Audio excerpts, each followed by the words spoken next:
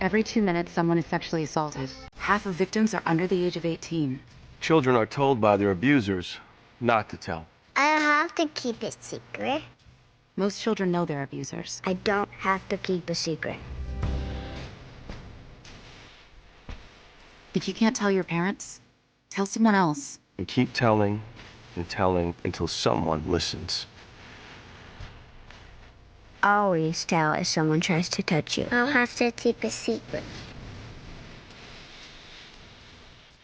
I have the right to be protected, to be left alone, to express my opinion. I have the right to be free. To be free. To be free. I have the right to be free. Are you keeping a secret? If you're being sexually abused, you're not alone. It's not your fault. There is someone who can help. Anger management. You're not listening to me! How can I be ignoring you when you're always in my face? Childhood wounds. Conflict resolution. Make the schedule happen. Why can't I ever please my boss? Guilt and shame. I can't believe I did that. Self-esteem. I wonder why I have a hard time making friends. Do you have trouble communicating with people? Is your marriage characterized by tension, strife, or abuse? Do you want to break free from your past? Are you struggling with bad habits?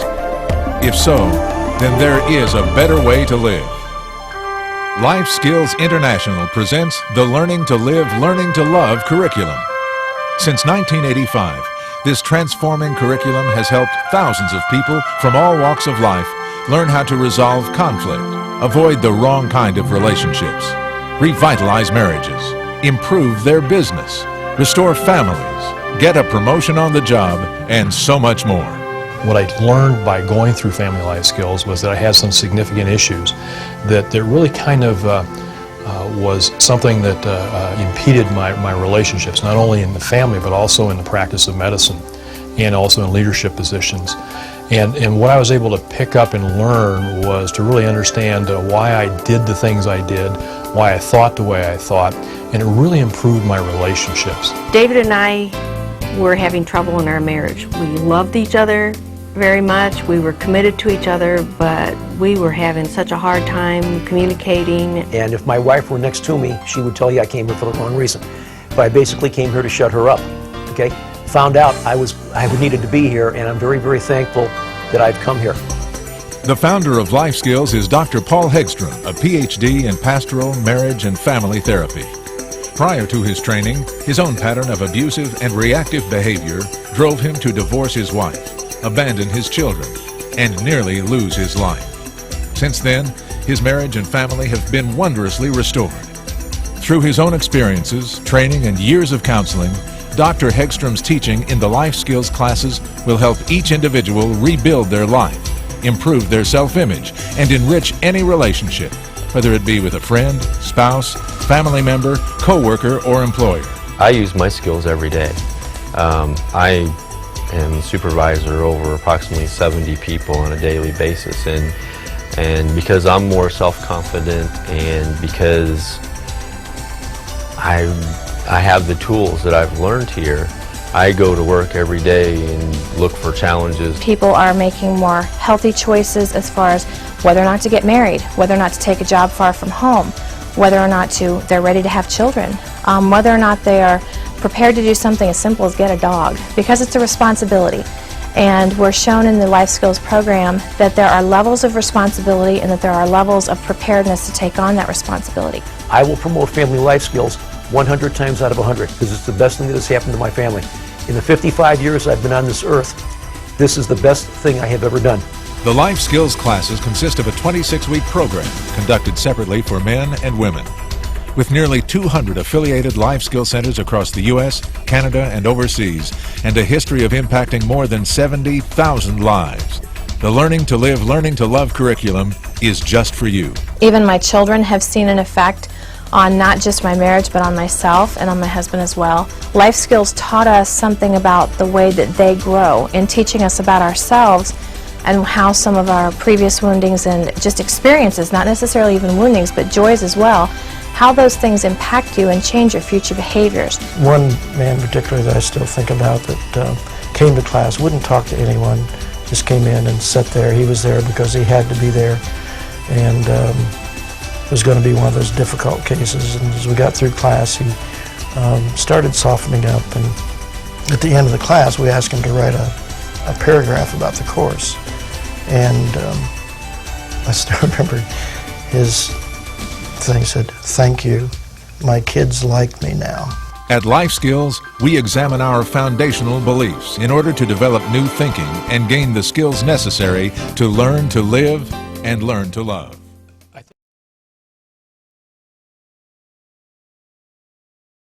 Think about your mother, your sister, your girlfriend. 1 in 6 women is a victim of sexual assault. Now think about your father, your brother, your best friend. Men are victims too. In fact, 1 in 33 are. Rape can happen to anyone. Call the National Sexual Assault Hotline at 1-800-656-HOPE to learn how to support someone you love.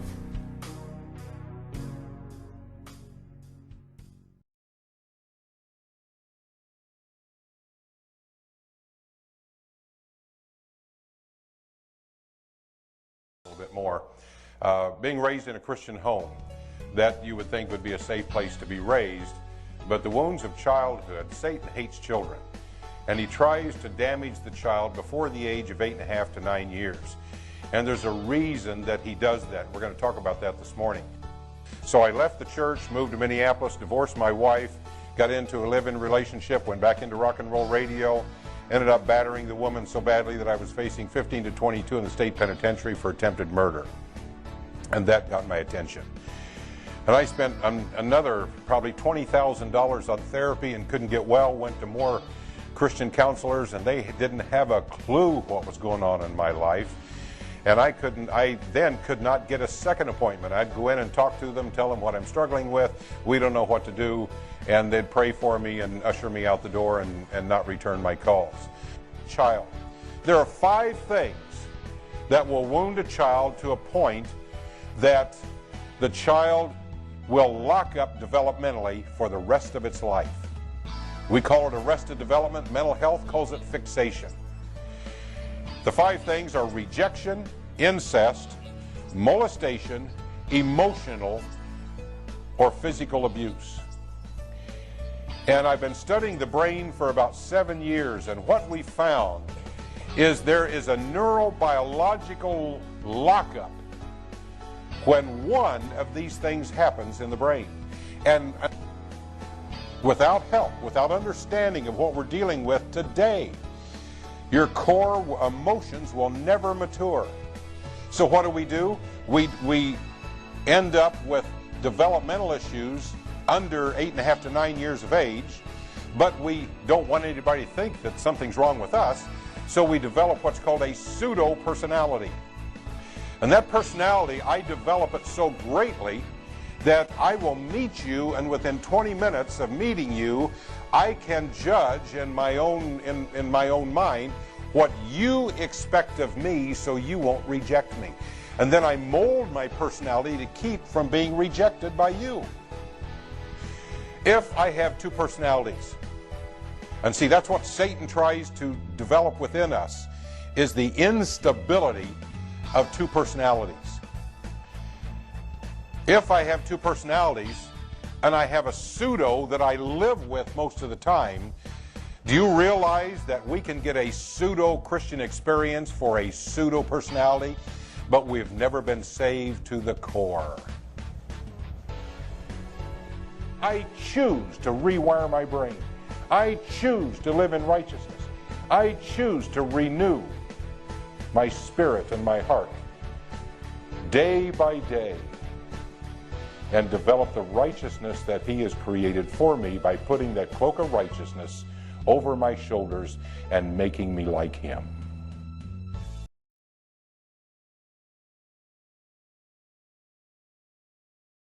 Okay, we talked yesterday about broken children becoming broken grown-ups in pains, you know.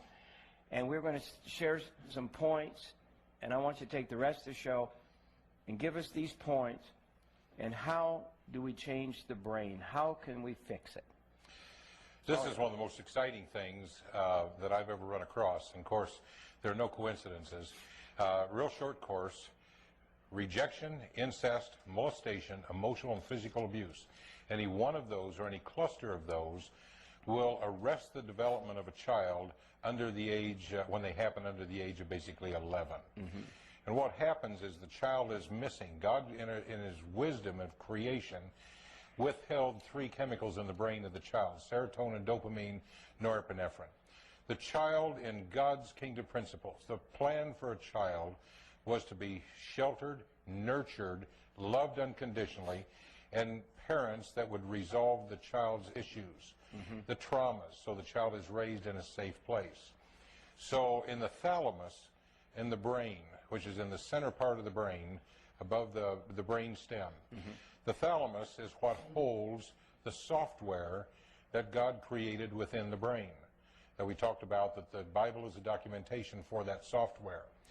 The thalamus is a reactive part of the brain. So when a child is wounded in any of those 5 things, rejection, incest, molestation, emotional, physical abuse, the thalamus sees it as a wound because it doesn't have the chemicals to see that this was the sin of the person who did it to me. So the child takes full responsibility for all woundedness. Anything that happens to the child bad, the child says, what did I do to cause this to happen? What did I do to cause this man to molest me at 8 years of age? What did I do that caused mommy to die? Because every child will take responsibility for its losses. Even the divorce, right? Even a divorce.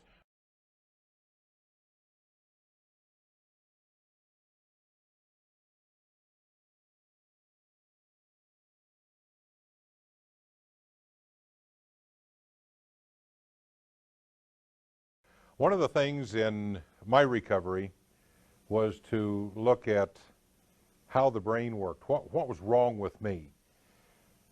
What's my brain doing when I'm struggling with the issues of childhood and how it's affecting me for my adult life? And the thing that got me started on that was Paul the Apostle's scripture when he said that when I was a child, I spoke like a child, I thought and reasoned like a child. And I understood acting like a child because I did that for 40 years. I understood talking like a child, like embellishing, always trying to build myself because I didn't have any self-esteem. Something was wrong there, always judgmental and critical about other people, and that's childish stuff. But when he says thinking like a child and reasoning like a child, I didn't understand that at all. And so I went into a tremendous amount of research and that was my real key to go into the brain. What goes on in the brain of a child and what's different between a child and an adult's thinking process. One of the things I've studied over the years is number one, how does the brain work? How is it like a computer? And what are the stepping areas of how the brain receives, reacts? What do we need to come to wholeness? And that's what this program is all about. So looking at the brain as a computer, it's got everything in it that a normal computer would have. We gather the information from the environment, and what's interesting is we are literally computers without keyboards. We are voice activated. I have a computer upstairs that I can put on a set of headphones and a microphone, and I can pace the floor and write a book, and everything I say, once it recognizes my voice and we go through that routine, it will type as I talk. We are computers without keyboards. We are computers that are voice activated. We are sight activated. We are smell activated, taste activated, and touch activated. That's the senses. So we don't need a keyboard. So we gather the information from the environment through our transmitting station, and it goes into the hard drive, and here's how it goes in. And this is really important to understand. Before the computer receives, it perceives. So if we've been wounded, we don't have a clue what reality is. The deeper our wounds, the greater our perception, and perceptions are always warped, which means we don't see reality. Core emotions freeze at the point of the trauma. And we're going to see in the brain how this works. And then I develop what's called a pseudo-personality, which is what if I meet you, Judy, the first time, I will look at you and my mind will click and I will try to figure out what does she expect of me. And then I will form this pseudo-personality to please you so that you will not reject me, because I can't stand rejection. Because I've already rejected myself, thinking that I'm responsible for my original wound and what's wrong with me. See how that works? So my pseudo-personality is very chameleonic. I can change it if I meet Fred, if I meet Deborah. Whatever I think they may expect of me is what I will let you see. But what happens is, in this chameleonic personality, I never develop my core and I don't know who I am. So we avoid people, places, and things associated with trauma, or even the perception of trauma. Going back to the anticipatory anxiety, the perception of trauma. So we try to avoid stress, intimacy, and other people. We try to escape. And this, for a short period of time, provides a false perception of relief and safety. So I can isolate. I'm alone. And I get a little peace of mind. And that feels like safety to me, but it isn't. Because what happens is, trying to control the situation, circumstances, and other people, we go into self-doubt and self-criticism, which even increases depression. I should be able to handle this. Only crazy people are this anxious and fearful. Why can't I be normal? I must be crazy. I'm never going to get over it. I'm a hopeless case, flawed and defective, dirty, damaged, and different. I'm a failure as a parent, a partner, a worker. I am a failure. So that sets us up now for more avoidance and more isolation. If I get too stressed, I may lose my mind or my temper. Got to hide. And here's the biggie. I can't let anyone know how scared and weak I feel. And that's where being passive-aggressive comes in. As I feel weak and I've been wimpy and I haven't been able to make a decision and I haven't resolved this conflict. So I am defective.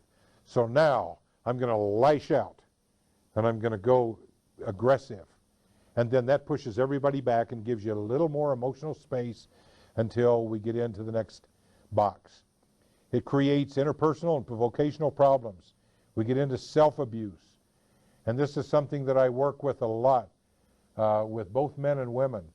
We get into self-abuse means that you can get into cutting and piercing and tattooing and a deprivation of sleep and not eating, or whatever the case may be, or overeating, anorexia, bulimia. All this can come in at this point.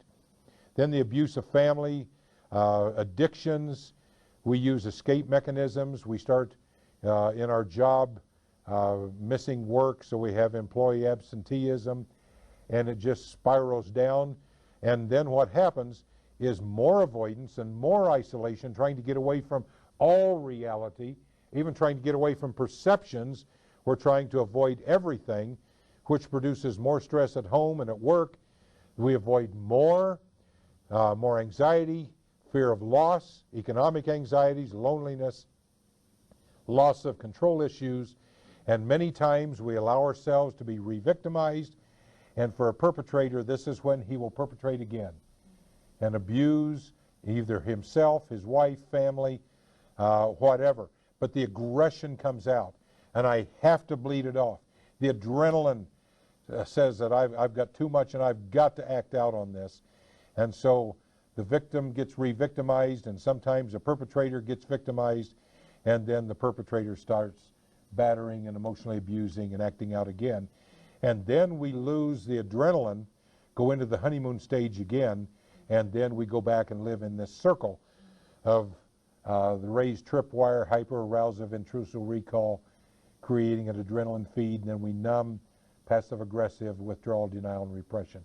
And we stay again in that circle. We never resolve, we never relax, We stay in that circle. It's like running around a corral full speed until the gates open and you can start blowing off the anger and the rage.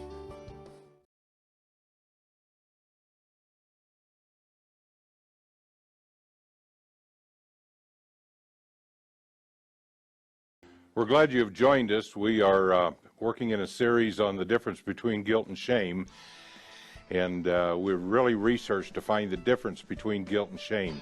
And I'll tell you, there is a difference. Today we're going to be working through how to get out of shame, the journey out of shame. So we're going to be going in some areas of identification. We have understood what shame is and what guilt is, and just a recap for new viewers is shame says, I am a mistake, I am bad. Guilt says, I made a mistake and I did something bad. And see, that ties into our walk with Christ, because in a shame base, we assume that we are our sin, and in a guilt base, we have sinned, and Jesus came to deliver us from that sin.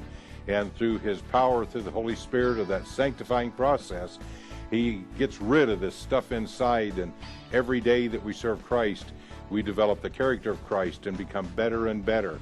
And one of the things that keeps people from starting this process is when we understand that we've been living in shame. And here's a piece of this that we haven't talked about so much, but you know, there's a grieving process when we find out that we are intact. We find out we are lovable. We find out that the way the brain was wired and how we were created was to move forward and get our healing. God intended for us to have that. We have tendencies to grieve the loss in our life, or the losses in our life, from the fact that we were damaged in childhood. So I had tremendous amounts of pain, went into my teen years just an absolute whack out. I mean, it was unbelievable. And so when at 40 years of age, I reached my Waterloo, or hit the wall, and I can remember telling my therapist, and I wasn't getting a whole lot out of it, but I got something out of this. I said, you know, as I'm tying all these pieces together, I grieve the fact that I lost basically 40 years of my life, because I was 40 when I started recovery. And I've lost that. I lost a family because I was getting counseling after Judy and I had been divorced, and the girlfriend thing had shut down and all of that, so I was alone. And yet I grieved, and I says, I can't believe I lost a family, lost my children. I've been unstable on jobs. It's just been, my whole life has just been thrown away and been a waste. And here I am at 40 years of age. So I did grieve for a period of time, and we will grieve those losses, but that's fine. We're created to grieve those kind of losses, and so our next step is to translate the shame into pain. And we have shared before, and many times if you watch this series, you'll see me saying things over and over again using illustrations. But what we find out is if you hear it 3 to 4 times, it's in your memory bank and will go to deep memory. If you hear it 5 to 6 times, when you have the need for the knowledge that you're getting, then it will come forth for you, and it will be an option in your life. And that's why we repeat some things over and over again. But one of the things, when we recognize that we have been shame-based, we've been reactive in our behaviors in this shame base, when we understand that, it is going to create within us some pain. And sometimes that pain is so great that we go into it and then we back out of it, and we get into a cycle of what we call pain. We back out and go into self-pity, and then we live the rest of our life pain, pity, pain, pity, pain, pity, pain, pity. But what happens is, if we will go into our pain, and basically I call it the 72-hour rule. And that's, Jesus went into the crucifixion, and 72 hours he arose. It was a new day. Sunday came. See, and so if we'll stay with something for 72 hours, we stay with the pain for 72 hours, what happens is it allows the brain to adjust, to do what it needs to do, and you'll start at the end of 72 hours seeing light at the end of the tunnel, and that's when we realize that we can move into the guilt base, which has a cure, it has a fix, that we have value, and it will release the guilt. Otherwise, we go to the pain pity and we stay there for a lifetime. The human brain was created by our Creator to deal with the intense pain of a situation one time.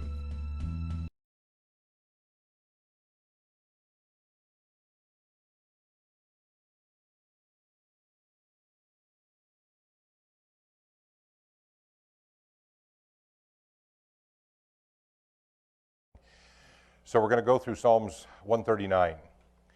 And I'm going to take you through Psalms 139 and talk a little bit about the verses that you've maybe heard preached about.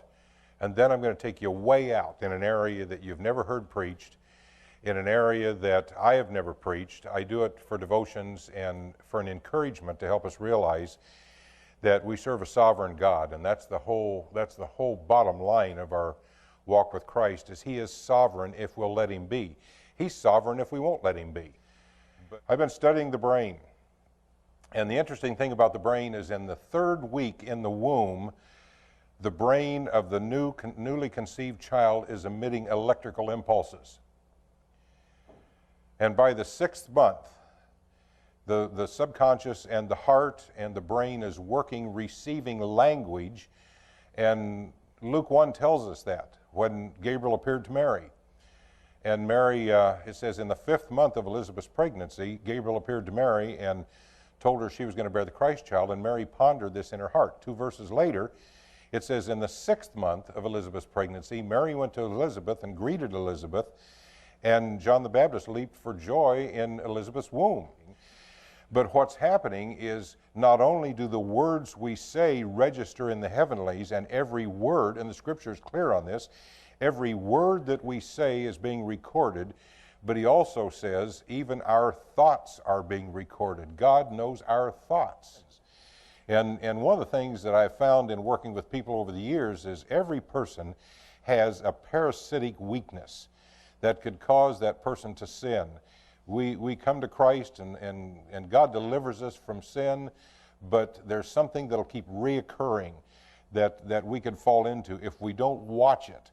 And it could be anything from sexual sin to pride to greed to manipulation, control, those kind of things. And it's kind of parasitic to us, and we have to really be aware of that. When people are doing things in the darkness thinking they're hiding from God, darkness is part of our dimension, but when it's dark to us, God sees everything. It's light to Him. He does not see darkness. So the things that are being done in secret in the middle of the night, God sees it with a spotlight of his light, and so there's no place to hide even in our secret sins. He understands. He knows our secret sins. You have been listening to Arrested Development Ministry podcast. For more information, feedback, or to contact us, our email address is arrested.development.g51@gmail.com. You can find us on Facebook, Instagram, and Twitter, and you can look for us where you receive your podcasts. Always remember, you may have been broken, but you are not beyond repair. Thank you for listening.